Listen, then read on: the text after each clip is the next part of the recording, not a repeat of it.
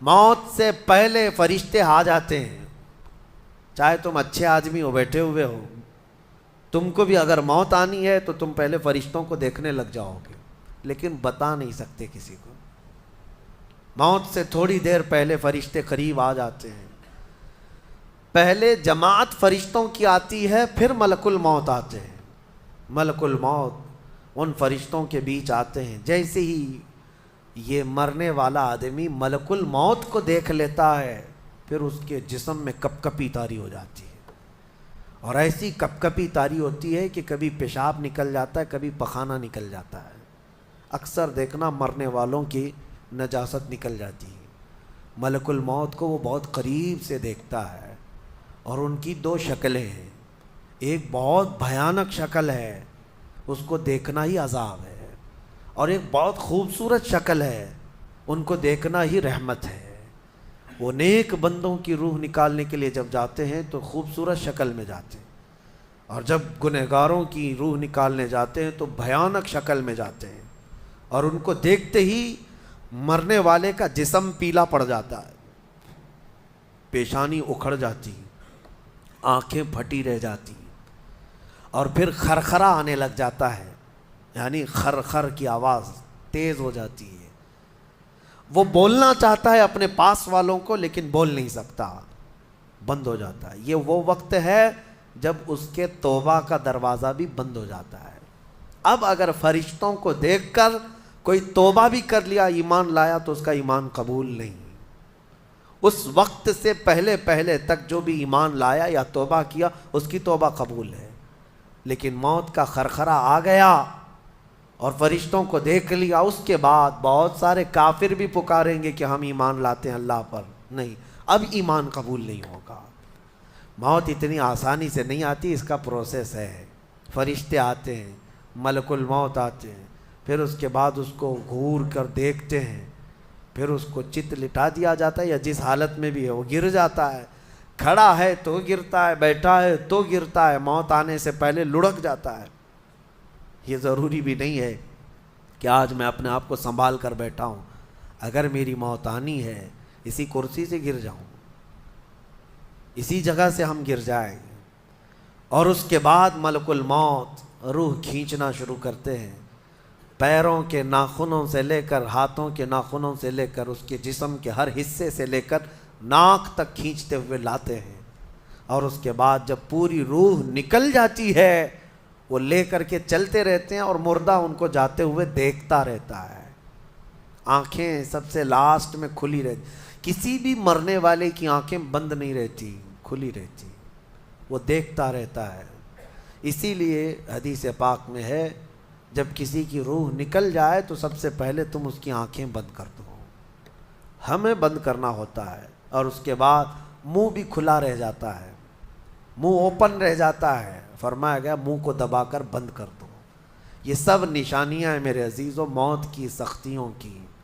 آپ کو پتہ ہے جب رسول کریم صلی اللہ تعالیٰ علیہ وسلم کی وفات آئی، اللہ اکبر، نزع کا عالم اتنا سخت تھا کہ بار بار حضور اکرم صلی اللہ علیہ وسلم کو پورے پانی کے مٹکے انڈیل دیے جا رہے تھے.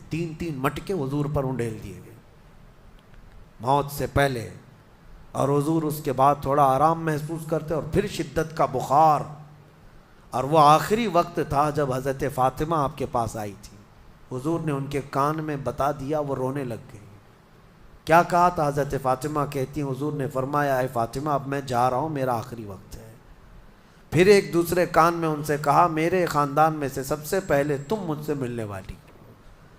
آج یوم فاطمہ بھی ہے، سیدہ کائنات کا آج یوم وصال ہے، 4 رمضان المبارک. تو رسول کریم صلی اللہ تعالیٰ علیہ وسلم حضرت عائشہ صدیقہ کے سینے سے سر لگا کر لیٹے ہوئے تھے. حضرت عائشہ فرماتی ہیں سنو، مجھے پتہ ہی نہیں تھا. حضور حضرت عائشہ سے زیادہ محبت کرتے تھے، اسی لیے آخر وقت میں حضرت عائشہ کے ہی حجرے میں رہنے لگے، باقی دوسری بیویوں کیا نہیں جاتے. حضرت عائشہ کہتی میں حضور اکرم صلی اللہ تعالیٰ علیہ وسلم کو کبھی مسواک دے رہی، کبھی پانی کے چھڑکاؤ کر رہی. تھوڑی دیر کے بعد حضور اکرم صلی اللہ تعالیٰ علیہ وسلم لیٹے لیٹے اسی طرح رہ گئے۔ حضرت عائشہ کہتی ہے میرے سینے پر حضور کا سر تھا، وہ اتنا بھاری ہو گیا مجھے لگتا تھا کہ میری پسلیاں ٹوٹ جائیں گی۔ یہ حضرت عائشہ کہتی ہیں مجھے ایسا لگتا تھا کہ میری پسلیاں ٹوٹ جائیں گی۔ ہوا کیا تھا؟ حضرت عائشہ فرماتی ہیں دروازے پر جبرائیل امین آئے، روح نکلنے سے پہلے کی بات ہے۔ حضرت عائشہ فرماتی ہیں حضور کے پاس جبرائیل آخری بار آئے، وہ غمگین حالت میں آئے یا جس حالت میں ہو۔ حضرت رسول کریم صلی اللہ علیہ وسلم سے عرض کرنے لگے یا رسول اللہ، دروازے پر موت کا فرشتہ کھڑا ہے، آپ کی اجازت چاہتا ہے، اگر آپ اجازت دے دیں تو وہ آئے گا اور آپ کی روح پاک کو اللہ کے حضور لے جائے گا۔ اور یا رسول اللہ، آج سے پہلے اس فرشتے نے کسی سے اجازت نہیں لی اور قیامت تک کسی کی روح نکالنے کے لیے وہ اجازت لے گا بھی نہیں۔ یہ صرف رسول پاک کی خصوصیت تھی۔ حضور نے فرمایا آنے دو۔ ملک الموت آئے اور جب حضور کی اجازت سے روح نکالی تو حضرت عائشہ کہتی ہیں اتنا بھاری ہو گیا تھا سر کہ مجھے لگتا تھا کہ میری پسلیاں ٹوٹ جائیں گی سینے کی۔ اور اس کے بعد حضرت عائشہ فرماتی ہیں میں نے حضور کے سر مبارک کو نیچے کی طرف کیا، مجھے پتہ بھی نہیں تھا کہ حضور کا انتقال ہوا۔ میں حضور اکرم صلی اللہ علیہ وسلم سے باتیں کرنے میں مصروف تھی، اسی میں حضرت ابو بکر صدیق حجرے میں آئے، پوچھا عائشہ کیا حال ہے حضور کا؟ حضور اکرم صلی اللہ علیہ وسلم کو دیکھا حضرت ابو بکر نے اور پیشانی مبارکہ پر ہاتھ رکھا تو وہ بہت ٹھنڈی تھی، ماتھے کو بوسہ دیا اور ایک آہ بھری اور ایک جملہ کہا تھا یا رسول اللہ، ایک بار موت آنی تھی وہ آپ پر آ گئی، اب موت کی سختی اللہ دوبارہ کبھی آپ کو نہیں عطا کرے گا۔ موت کی سختی کیونکہ حضور کو انہوں نے دیکھا تھا، کئی دنوں سے تکلیف تھی، 13 دن تک حضور پاک صلی اللہ علیہ وسلم کو تکلیف تھی، 13 دن تک۔ حضرت ابو بکر کہتے ہیں یا رسول اللہ، اب موت کی سختی دوبارہ کبھی نہیں آئے گی، جو اللہ کا وعدہ تھا وہ پورا ہو گیا۔ پورا کھل کر کے رو بھی نہیں پا رہے تھے ابو بکر صدیق اور اپنے اندر دبا بھی نہیں پا رہے تھے۔ موت کی سختی انہوں نے دیکھا اور اس کے بعد کہا اے عائشہ کیا دیکھ رہی ہو، اللہ کے رسول ہم سے رخصت ہو چکے۔ پھر انہوں نے آ کر مسجد میں اعلان کیا اے لوگو، اللہ کے نبی کا انتقال ہو چکا۔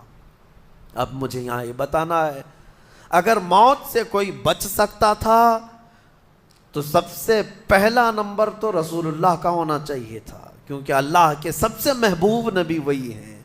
جب رسول پاک صلی اللہ تعالیٰ علیہ وسلم کو بھی موت آئی تو میاں ہمارا اور تمہارا شمار نہیں، چاہے 100 سال زندگی مل جائے لیکن مرنا ضروری ہے۔ بہرحال یہ باتیں بڑی طویل ہو جائیں گی۔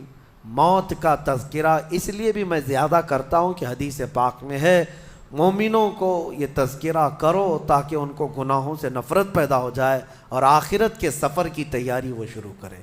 اللہ کریم ہم سب کو دنیاوی خرافات سے محفوظ فرمائے، دنیا کی لذتوں سے اور یہ فانی خرافات میں مبتلا ہو کر آخرت بھولنے سے اللہ ہماری حفاظت فرمائے۔ مولا کریم جب ہماری موت آنے کو ہو تو ہماری زبانوں پر کلمہ طیبہ جاری فرما دے۔ رب ذوالجلال موت سے پہلے تیرے حبیب پاک کے چہرے کی زیارت نصیب فرما۔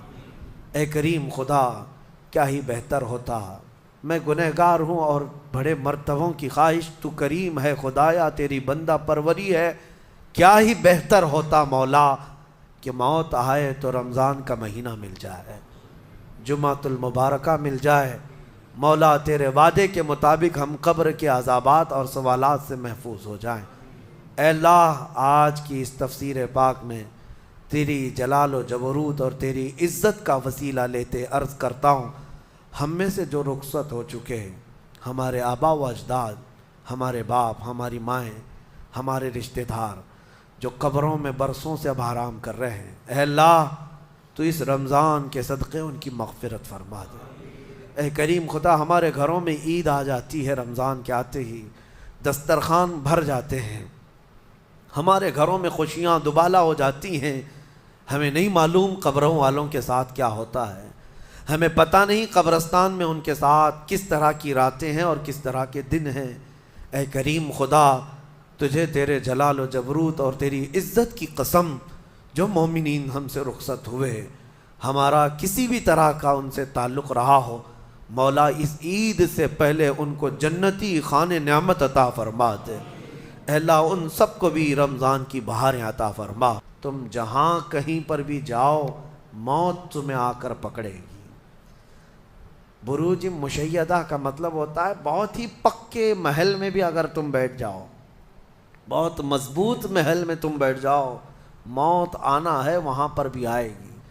ہم نے دیکھا ہے بڑے بڑے محلات میں رہنے والے بھی، اور جنہوں نے آسمان چھوتی ہوئی عمارتیں بنائی وہ بھی موت کے ہتھے چڑھی گئے۔ موت تو آنا ہے۔ آج ہمارا حال یہ ہوتا ہے کہ دنیا میں اس قدر مصروف ہو جاتے ہیں کہ موت کو بھول جاتے ہیں۔ تمہیں پتہ بھی ہے کہ اچانک آنے والی یہ موت بالکل مہلت نہیں دیتی، بالکل مہلت نہیں دیتی۔ آپ اگر آس پاس میں اپنی نظریں ڈالیں تو آپ کے دوستوں میں کئی جا چکے ہوں گے، جن کی عمر زیادہ نہیں تھی وہ جا چکے۔ موت کے لیے عمر کوئی متعین نہیں ہے کہ بڑھاپے میں آئے گی یا بیماری سے آئے گی۔ اچھے لوگوں کو بھی موت آ جاتی ہے، چلتے پھرتے لوگوں کا جنازہ آ جاتا ہے، کسی کے لیے بھی کوئی وقت معین نہیں۔ اور قرآن میں اللہ تعالیٰ یہ فرماتا ہے اگر بندہ موت سے بھاگنے کے لیے، جس کو کہتے ہیں پریکاشن لینا، کہیں جا کر کے محفوظ مقام پر چھپنے کی کوشش کرتا ہے، وہ آئے گی موت۔ بزرگوں نے ایک حکایت لکھی ہے کہ ایک بادشاہ کو نجومیوں نے بتایا تھا کہ فلاں دن تمہاری موت آنے والی ہے۔ نجومی ستاروں کا علم جاننے والے اٹکل پچھو سے کچھ نہ کچھ تو بتا دیتے تھے۔ تو اس بادشاہ کو نجومیوں نے جب دن بتایا، اس دن اس نے کیا کیا، ایک ایسا حجرہ، ایک کمرہ بنایا جس میں کوئی چیز آ ہی نہیں سکتی، کوئی چیز نہیں، صرف اس نے ایک سوراخ رکھا ہوا کے لیے، اور اس میں سے مچھر بھی نہ آ سکے، مکھی بھی نہ آ سکے۔ اس حجرے کے اندر وہ چلا گیا۔ وہ پورا دن اس کو تھا کہ میں موت کو چکما دے دوں گا۔ اور نجومیوں نے یہ بتایا تھا کہ بچھو کے ڈنک مارنے سے تمہاری موت آئے گی۔ اس نے کہا بس مجھے بچھو سے بچنا ہے، بچھو نہ آنے پائے ایسا میں پورا انتظام کر لوں گا۔ اس نے پورا ایک راؤنڈ شیپ کا کمرہ بنایا اور اس میں اندر بند ہو گیا۔ لیکن اس کی ایک کمزوری یہ تھی کہ اس کا گھوڑا تھا، بہت بے حد اس کو عزیز تھا، وہ گھوڑے کو چھوڑ کر کبھی رہتا نہیں تھا۔ اس نے کہا مجھے اور میرے گھوڑے کو بند کر دو، آج موت کا دن ہے، اگر آج کے دن میں نے موت کو چکما دے دیا تو پھر ہمیشہ کی زندگی ہے، ٹائم اگر ٹل گیا تو پھر موت نہیں آئے گی۔ تو وہ اس نیت سے وہ روم کے اندر بند ہو گیا اور لوگوں سے کہا کہ کوئی مجھے نہ دروازہ کھولے اور نہ کسی کے لیے دروازہ کھولے، پورا دن گزرنے دو۔ دن گزرتا رہا، شام کا وقت قریب آیا، اس کے ساتھ تھا اس کا گھوڑا اور وہ کوئی نہیں۔ اتفاق دیکھیں، اللہ رب العزت کی طرف سے جو سبب بننا ہے وہ بنے گا۔ اس کے گھوڑے کو بہت تیز چھینک آئی اور اس کی چھینک سے، اس کی ناک سے بچھو نکلا اور اس بادشاہ کو ڈنک مارا اور وہیں اس کی موت ہو گئی۔ اینما تکونوا یدرککم الموت، اللہ نے فرمایا تم جہاں کہیں رہو موت آ کر پکڑ لے گی۔ ہمارے علاقے میں ایک ڈاکٹر تھے، وہ کارڈیالوجی تھے، ہارٹ کے اسپیشلسٹ تھے، اور ان کے ہاتھ میں بہت سارے ڈاکٹرز پریکٹس کر کر کے بڑے ماہر بنے، ہارٹ کے اسپیشل ڈاکٹر۔ اور یہ اخبار میں بھی بات آئی تھی۔ اس ڈاکٹر کا حال یہ تھا کہ برسوں آپریشن اور سرجری کر کے لوگوں کے ہارٹ صحیح کیے یا بائی پاس کیے، لیکن اتفاق ایسا کہ ایک دن وہ لیب میں اندر ہاسپٹل کے لیبارٹری میں کام کر رہا ہے ڈاکٹر، اور اس کے ساتھ 4 اسسٹنٹ ڈاکٹر بھی ہیں اور نرسز بھی ہیں، سارے کہاں پر، لیب کے اندر، ساری مشینیں بھی موجود ہیں۔ اس ڈاکٹر کو وہیں پر ہارٹ اٹیک آیا، جو ہارٹ کا خود اسپیشلسٹ ہے، اور دوسرے ڈاکٹرز وہاں پر موجود بھی ہیں۔ انہوں نے اٹھایا، اسٹریچر پر ڈالا، آئی سی یو میں ہی تھے، لیب کے اندر موجود تھے، لیکن وہ چند منٹوں کے اندر ڈاکٹر کی موت ہو گئی، نہ کوئی ڈاکٹر بچا سکا، نہ اس کو دوا دی جا سکی۔ سب سے ماہر ہارٹ کا ڈاکٹر ہاسپٹل کے اندر، جو سب سے محفوظ جگہ ہو سکتی ہے بیماروں کے لیے، میاں ہمارے گھر میں کسی کو اٹیک آئے تو دوڑ کر کہاں لے جائیں گے؟ ہاسپٹل۔ اور جو خود کس کے پاس لے جائیں گے؟ ڈاکٹر کے پاس۔ جو خود ڈاکٹر ہے اور خود ہاسپٹل میں بیٹھا ہوا ہے، اس کو ہی اگر آ جائے، اور قریب میں ڈاکٹرز بھی موجود ہیں لیکن بچا نہ سکے، یہ رب ذوالجلال کا فرمان، جب وعدہ مکمل ہو جائے تو پھر کوئی طاقت تمہیں موت سے روک نہیں سکتی۔ آپ کو پتہ ہے ایک بہت بڑا شخص ہے دنیا کا جو کئی حکومتیں بدل دیا کرتا تھا، جس کا نام غالباً لنکن ہے، سیمسنگ کمپنی کا، جس سے کوئی تعلق ہوگا آپ سرچ کریں تو پتہ چلے، کوریا کا رہنے والا، اور اس کی وجہ سے حکومتیں بدل دی جاتی تھیں۔ اس قدر مالدار آدمی، اس کی مرضی کے بغیر تو کوئی حکومت نہیں قائم ہوتی تھی۔ اتفاق ایسا ہی غالباً 2012 یا 11 کے آس پاس کی بات ہے، جہاں تک میرے علم میں چیز آئی، ایسی ایک بیماری میں مبتلا ہو گیا کہ کوما میں چلا گیا، اور اس کا بیٹا تھا ارب پتی، نہیں بلکہ اس سے بھی زیادہ، کئی ہزار کروڑ کا مالک۔ پوری دنیا بھر کے ڈاکٹرز کو بلایا گیا اس کو بستر سے اٹھانے کے لیے، لیکن کوئی ڈاکٹر نہیں اٹھا سکا۔ کروڑوں کی فیس لی ڈاکٹرز نے، ہر طرح کا علاج کیا، 4 سال تک وہ بستر پر لگا رہا، اس پر نہ جانے کتنی دولت خرچ ہوئی۔ اخیر میں ڈاکٹروں نے کہا، اربوں روپیے اس کے بستر سے اٹھانے کے لیے جنہوں نے خرچ کیا تھا، بیٹے نے خرچ کیا تھا، ڈاکٹروں نے اخیر میں ہاتھ اٹھا کر کہا، اب تیرے باپ کو کوئی نہیں کھڑا کر سکتا، اس کی موت آ چکی ہے، موت ہو گئی۔ میں یہ کہنا چاہتا ہوں، اللہ نے فرمایا تم مضبوط سے مضبوط محل کے اندر کیوں نہ ہو، موت آئے گی۔ مجھے بتاؤ، جس کے پاس دنیا کا اتنا مال پڑا ہوا ہو، وہ کیوں نہیں خرید سکا کوئی ایسی دوا جو اس کو بستر سے کھڑا کر سکے؟ یاد رکھیں میرے عزیزو، دنیا کی ساری چیزیں اسی کی طرح دھری کی دھری رہ جائیں گی۔ جس وقت ہمارا بلاوا آ جائے، تم قریب میں لوگوں کو دیکھتے رہ جاؤ گے اور آنکھیں تمہاری کھلی رہ جائیں گی۔ اسی لیے میرے آقا صلی اللہ علیہ وسلم خود فرماتے ہیں، میں ایک سجدے میں جاتا ہوں تو مجھے اس بات کا یقین نہیں ہوتا کہ دوسرے سجدے تک میں زندہ رہوں گا۔ یہ سید الانبیاء فرما رہے ہیں، رسول رحمت فرما رہے ہیں۔ اور جس طرح سے آج ہم اپنی موت کو بھول بیٹھے ہیں، گناہوں کی کثرت ہو جاتی ہے، نفس غالب آ جاتا ہے، عیاشیاں شروع ہو جاتی ہیں۔ موت کا خوف ایسا ہے کہ خود میرے آقا نے فرمایا، سب سے بہترین نصیحت کرنے والا تمہاری زندگی میں اگر کوئی ہے تو موت ہے۔ لوگوں کے جنازے دیکھو اور ان کی بے بسی دیکھو، ان کی مجبوری دیکھو، اور اس کے بعد تم بھی محسوس کرو کہ تمہارے ساتھ بھی یہی کیفیت ہوگی۔ وہ چھوٹی سی قبر، وہ چھوٹی سی ایک ایسی قبر جس میں نہ چٹائی، نہ تکیا، نہ اوڑھنا، نہ بچھونا، اور ہاتھ چوڑے کرو تو قبر کی دیواریں لگنے لگ جائے، ہاتھ اٹھاؤ تو اوپر کی تختیاں لگنے لگ جائیں۔ ممبئی والوں کو تو اور بھی چھوٹی قبر ملتی ہے، یہاں تو اتنی چھوٹی ہے کہ ٹیمپرری کھودی جاتی ہے کہ 6 مہینے بعد پھر نکال دینا ہے۔ میرے عزیزوں، اس ایک چھوٹی سی قبر کے اندر تمہیں برسوں بتانا ہے، برسوں بتانا ہے، اس جسم کے ساتھ وہیں سونا ہے۔ کبھی میں سوچتا ہوں، ہماری آنکھیں اگر بند ہو جائیں اور ہمیں پتہ چلے کہ باہر فلاں فلاں چیزیں ہو رہی ہیں اور ہم کھولنا چاہیں نہیں کھلتی تو بے چینی ہونے لگ جاتی ہے، گھبراہٹ سی ہونے لگتی ہے۔ قبر میں یہی حال ہوگا کہ تمہارے اطراف ہونے والے سارے معاملات تمہیں پتہ ہوں گے، حتیٰ کہ حضور فرماتے ہیں قبرستان میں چلنے والے کے پیروں کی آواز تک تم سنو گے۔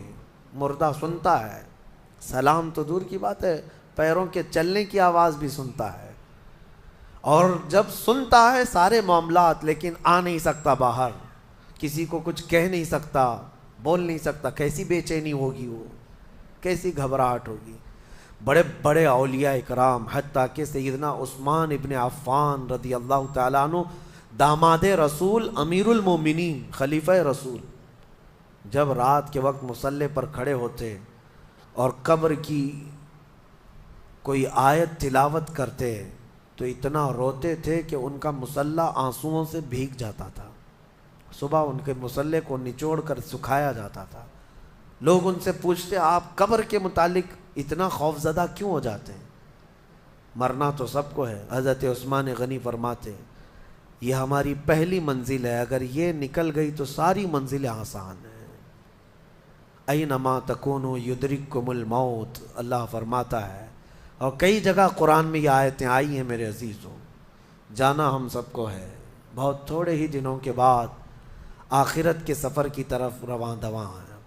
اسی لیے کسی بزرگ نے سچ کہا کہ دنیا میں جتنے راستے ہیں یہ لکھا تو جاتا ہے یہ راستہ فلاں شہر جا رہا ہے، فلاں شہر جا رہا ہے. حقیقت تو یہ ہے کہ سارے راستے قبرستان جا رہے ہیں، وہیں جا کر اینڈ ہوتے ہیں.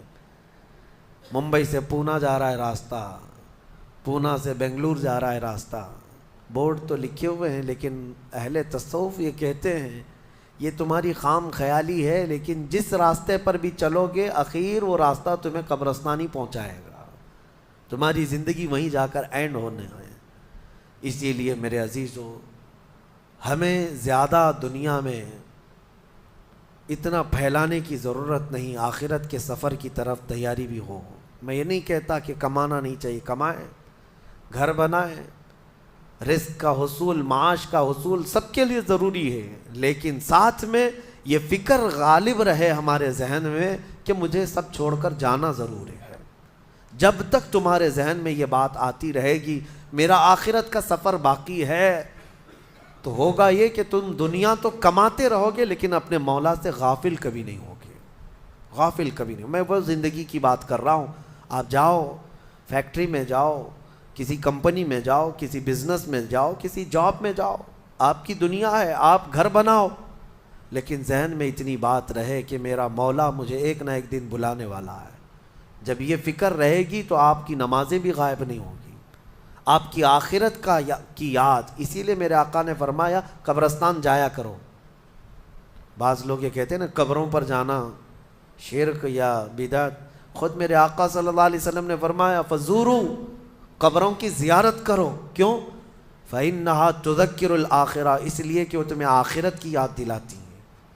مولا علی کرم اللہ وجہہ الکریم قبرستان جاتے. حضرت سعید ابن مسیب ایک تابعی ہیں، حضرت علی کے ساتھ قبرستان گئے تھے. حضرت علی نے زور سے سلام کیا قبر والوں کو اور پھر پوچھا ہے قبروں والوں کیا حال ہے تمہارے؟ اور اس کے بعد پھر حضرت علی روتے کھڑے ہوئے، آنسو بہنے لگے. حضرت سعید ابن مسیب کہتے ہیں مولا علی سے کیا آپ قبروں والوں سے بات کر رہے ہیں، وہ آپ کی سن رہے ہیں یا آپ سے وہ کچھ جواب دے رہے ہیں؟ حضرت علی کرم اللہ وجہہ الکریم نے فرمایا ہاں، اگر تم سنتے ان کی باتیں تو رو پڑتے. حضرت سعید پوچھتے ہیں کیا کہہ رہے ہیں قبروں والے؟ سنو میرے عزیزوں، حیدر کرار شیر خدا علی مرتضیٰ فرماتے ہیں قبروں والوں سے میں نے پوچھا کیا حال ہیں تمہارے، تو قبروں والوں نے کہا اے علی مت پوچھو ہمارے حال، جن بالوں کو ہم سجایا کرتے تھے ان بالوں پر تو اللہ نے بچھو چھوڑ دیے. ہمارے وہ چہرے جو غازے سے ملوث تھے، حسین تھے، ہمارے چہروں پر اب خون اور پیپ کے علاوہ کچھ نہیں رہ گیا. ہمارا وہ جسم جس کے سنوارنے کے لیے ہم دن بھر گھنٹوں لگاتے تھے، آج وہ ہماری قبروں میں کیڑوں کی غذا بنا دی گئی ہے. حضرت علی فرماتے ہیں قبروں والوں نے جب ہم سے یہ کہا تو ہم نے رو پڑا، ہمیں رونا آ گیا. یقیناً میرے عزیزوں وہ منزل آپ کی بھی ہے میری بھی ہے، ہمیں بھی جانا ہے، آپ کو بھی جانا ہے. حضرت سفیان ثوری فرماتے ہیں ایک چھوٹی سی بچی کو آپ نے ایک جنازے کے پیچھے جاتے ہوئے دیکھا روتے ہوئے. وہ لڑکی اپنے باپ کے جنازے میں جا رہی تھی، رو رہی تھی اور یہ کہہ رہی تھی اتنی بڑی مصیبت کا دن ہمارے اوپر کبھی آج تک آیا ہی نہیں تھا.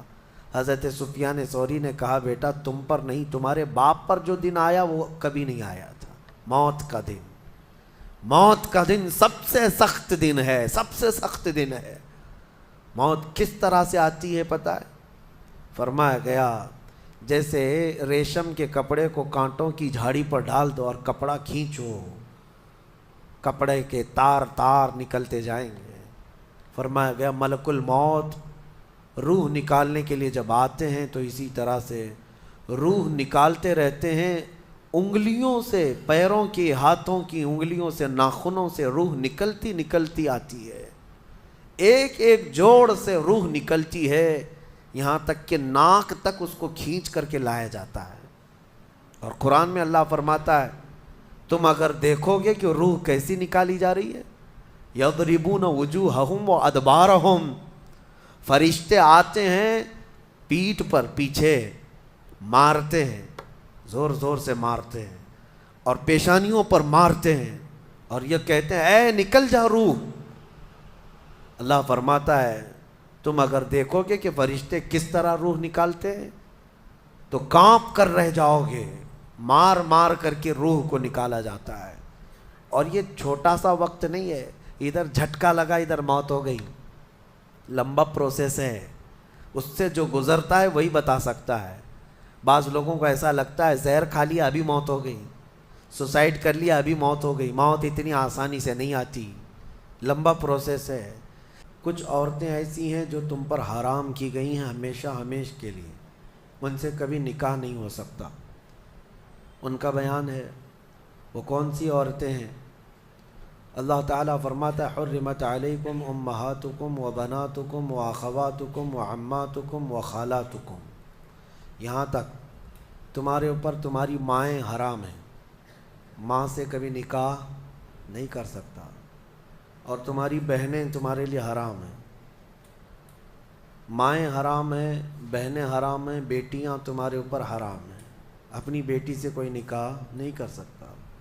تمہاری پھوپھیاں اور تمہاری خالائیں، یہ وہ جو ابد الآباد ہمیشہ ہمیش کے لیے تم پر حرام ہیں، ان کو محرم عورتیں کہا جاتا ہے، ان سے پردہ بھی نہیں ہے، باپ کا اپنی بیٹی سے نہیں ہے، بیٹے کا اپنی ماں سے نہیں ہے، اسی طرح بہن کا بھائی سے نہیں ہے، یہ محرم عورتیں ہیں جن سے نکاح کبھی نہیں ہو سکتا۔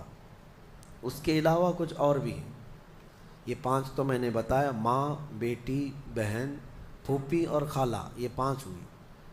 اب آگے رب تعالیٰ فرماتا وَأَخَوَاتُكُم مِّنَ الرَّضَاعَةِ، یعنی دودھ شریک بہن ہے، یعنی تمہارے ماں کا دودھ کوئی اور لڑکی پی ہے تو وہ تمہاری رضائی بہن ہو گئی، یا تم نے کسی خاتون کا دودھ پیا تھا اپنی ماں کے علاوہ، اپنی ماں کے علاوہ کسی اور کا دودھ پیے تھے، تو اس عورت کی جو بیٹی ہوگی وہ تمہاری رضائی بہن ہوگی، اس سے کبھی نکاح نہیں ہو سکتا۔ یہ رضائی بہن، دودھ شریک بہن اس کو کہا جاتا ہے۔ پھر 7ویں نمبر پر وہ امہات نسائکم، اور تمہاری بیویوں کی مائیں، یعنی ساس سے کبھی نکاح نہیں ہو سکتا، حتیٰ کہ اگر تمہاری بیوی کو تم نے طلاق دے دیا، ختم ہو گئی، یا پھر انتقال بھی ہو گیا بیوی کا، تب بھی اس بیوی کی ماں سے کبھی نکاح تمہارا جائز نہیں ہے، وہ ماں کے درجے میں ہو گئی، کیونکہ ماں اور بیٹی کو نکاح میں جمع کرنا جائز نہیں ہے۔ وَرَبَائِبُكُمُ اللَّاتِي فِي حُجُورِكُم مِّن نِّسَائِكُمُ اللَّاتِي دَخَلْتُم بِهِنَّ، یا پھر وہ لڑکی جو تمہاری خود کی تو نہیں ہے لیکن تمہاری بیوی کی لڑکی ہے، یعنی کسی اور شوہر سے ہوئی ہوگی، اس لڑکی کے ساتھ نکاح بھی تمہارا کبھی جائز نہیں ہوگا۔ اور پھر آگے 2 بہنوں کا ایک نکاح میں جمع کرنا، یہ بھی سخت حرام ہے، یعنی ایک عورت سے نکاح کیا تھا اور اسی عورت کی بہن سے دوبارہ ایک ہی نکاح میں شریک کر لیا، زندگی دونوں بہنوں کے ساتھ گزار رہا ہے، تو وہ سخت گناہ کبیرہ میں مبتلا ہے، حرام ہے، زنا ہے، نکاح ہوگا ہی نہیں، نکاح نہیں ہوگا۔ دوسری بہن کے ساتھ جو اس نے نکاح کیا وہ نکاح منعقد ہی نہیں ہوا، اس نے اس کے ساتھ زنا کیا۔ تو یہ عورتیں ذہن میں رہیں۔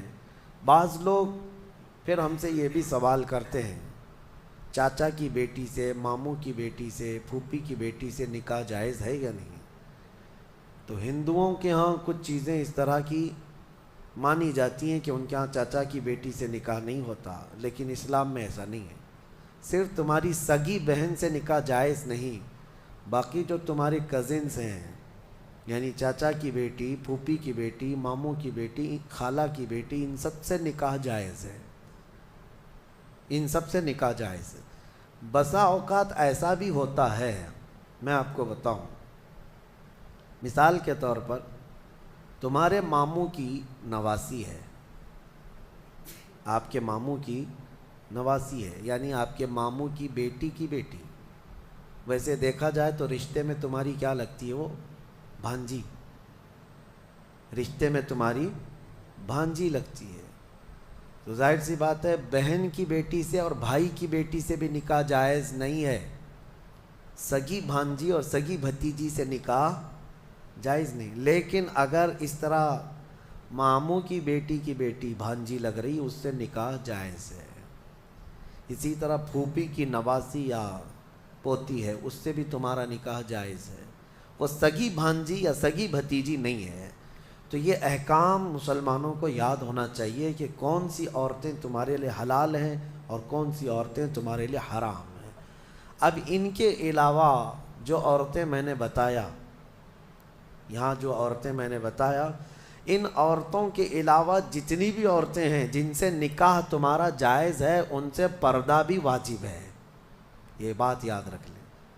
جس سے تمہارا نکاح ہو سکتا ہے اس سے تمہارا پردہ کرنا بھی واجب ہے، یہ ہمیشہ ذہن میں رہے۔ محرم عورتوں سے صرف پردہ نہیں ہے، باقی غیر محرم جتنی بھی عورتیں ہیں، تمہاری چاچا کی بیٹیاں، تمہاری پھوپھی کی بیٹیاں، تمہارے ماموں اور خالہ کی بیٹیاں، جن سے تمہارا نکاح جائز ہے، ان سے پردہ بھی ضروری ہے، پردہ ضروری ہے۔ اور اسی میں شریعت کی پکڑ بھی ہے، اللہ تبارک و تعالیٰ کی بارگاہ میں اس کی پکڑ ہے۔ اب آگے آئیں، اللہ تبارک و تعالیٰ نے گھریلو احکام کے متعلق فرمایا الرجال قوامون علی النساء، مردوں کو ہم نے عورتوں پر حاکم بنایا ہے۔ حاکم کا مطلب یہ نہیں ہے کہ بیلچا لے کر کے اس کو ہانکتا رہے، یا پھر حاکم کا مطلب یہ بھی نہیں ہے کہ رسی اور ڈنڈا لے کر کے اس کے پیچھے پڑا رہے۔ حاکم کا مطلب یہ ہے کہ مرد کو معاش کی تمام ذمہ داریاں دی گئی ہیں، گھر چلانا، گھر کا خرچہ لانا، یہ مرد کی ذمہ داری ہے، اور گھر گرہستی جو اندر کے معاملات سنبھالنا، یہ عورت کے کام ہے۔ اگرچہ آج زمانے میں بدل گیا، کچھ مرد گھر میں بیٹھے ہیں اور عورتیں کام پہ ہیں، انہوں نے فطرت قانون کا بدل لیا ہے۔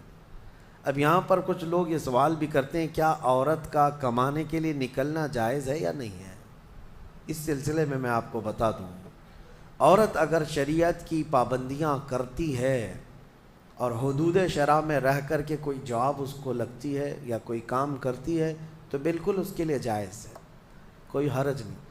عورت کا کمانا اسلام میں کہیں پر بھی یہ نہیں کہا گیا کہ ناجائز ہے، جائز ہے، لیکن اس کے شریعت کے جو تقاضے ہیں اگر وہ پورا کر سکتی ہے تو دونوں کو ساتھ میں لے کر کے چلنا چاہے تو چل سکتی ہے۔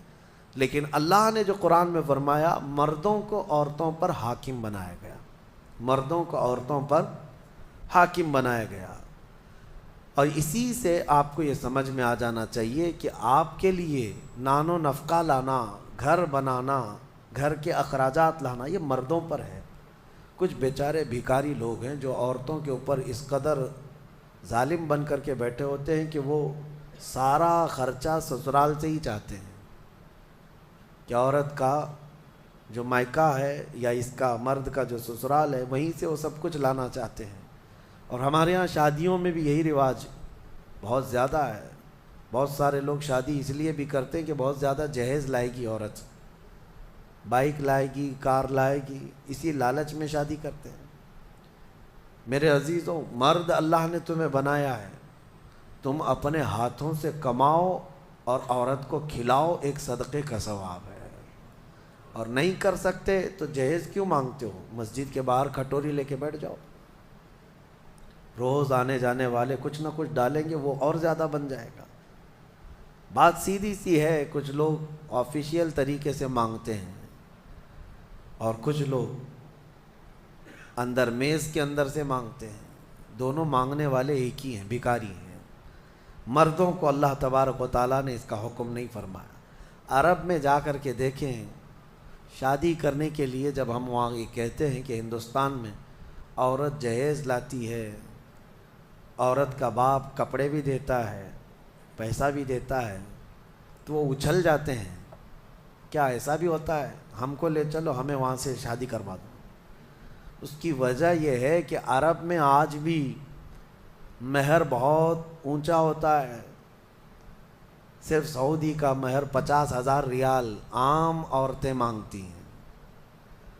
عام عورتیں 50,000 ریال کی بات کر رہا ہوں، تقریباً 11-12 لاکھ روپے ہو جاتے ہیں۔ تو نارمل مہر جو ہے یہ رکھا جاتا ہے۔ پھر مرد کے اوپر یہ ضروری ہوتا ہے وہ اپنے باپ کے گھر میں نہ لے جائے شادی کر کے، خود کا گھر ہو تو شادی کر۔ یہ سارے وہاں پر ضروریات رکھے گئے ہیں۔ بہرحال ہمارے ہاں اگرچہ یہ دوسری قوموں سے رواج آ گیا ہے، لیکن آپ کو بدلنے کی ضرورت ہے۔ کم از کم آپ اپنا نیا گھر نہیں بنا سکتے، بہت کچھ نہیں کر سکتے، تو کم از کم ان گھروں والوں سے، عورت والوں سے مانگنا تو بند کر دو۔ جتنا آپ کے پاس ہے اسی میں خوش رہو۔ اور اللہ کا وعدہ ہے قرآن میں کہ اگر تم فقیر بھی ہو تو اللہ اپنے فضل سے غنی بنا دے گا، غنی بنا دے گا۔ اب ایک اور آیت اس میں آئی ہے، اللہ تعالیٰ فرماتا ہے جب شوہر اور بیوی کے درمیان اختلاف ہو جائے، جھگڑے زیادہ ہو جائے، تو اللہ نے فرمایا ادھر سے ایک آدمی ادھر سے ایک آدمی آئے، فَبَعَثُوا حَكَمًا مِّنْ أَهْلِهِ وَحَكَمًا مِّنْ أَهْلِهَا إِن يُرِيدَا إِصْلَاحًا۔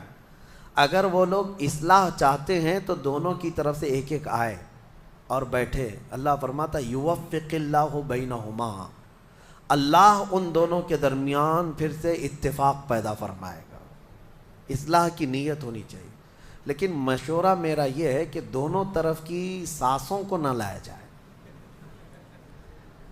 ہاں، نہ لڑکی کی اماں کو لایا جائے نہ لڑکی کی اماں کو لایا جائے، فیصلے بگڑ جاتے ہیں۔ کیونکہ برسوں سے ہم نے بھی دیکھا ہے بہت سارے گھروں کو توڑنے میں ان لوگوں کا ہاتھ رہتا ہے۔ ہونا تو یہ چاہیے کہ ماں اپنی بیٹی کو ہمت دے کہ ساری مصیبتیں آتی رہتی ہیں، تکالیف آتی رہتی ہیں، تم آگے بڑھو، نہیں بلکہ وہاں تو وہ اڑنگا ڈال کر کھڑی رہتی ہیں، کیسے تو برداشت کرتی ہے، چھوڑ کر کے آ جا، کب تک پالے گی۔